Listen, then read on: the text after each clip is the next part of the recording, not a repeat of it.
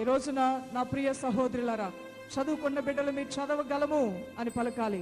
వృద్ధులు మీరు అనుకోవాలి, నేను ఆరోగ్యంగా ఉండగలను, నేను ఒంటరిగా అయినా బతకగలను అని నువ్వు అనుకోవాలి. నువ్వు చేస్తున్న బిజినెస్ ని కొనసాగించగలను అనుకోవాలి. నీ భర్త ఎంత చెడ్డవాడైనా లేదా అతను ఎంత క్రూరత్వంతో ఉన్నా, నీ కుటుంబము పునాదులు కదిలే పరిస్థితి వచ్చినా, నా కుటుంబాన్ని నా ప్రభు సహాయంతో కట్టుకోగలను అని నువ్వు పలకాలి. ఈ రోజు అన్నిటినీ నేను చేయగలను, ప్రతి మంచి ప్రతి మేలు సమర్థవంతంగా నువ్వు చేయగలవు అంటున్నాడు.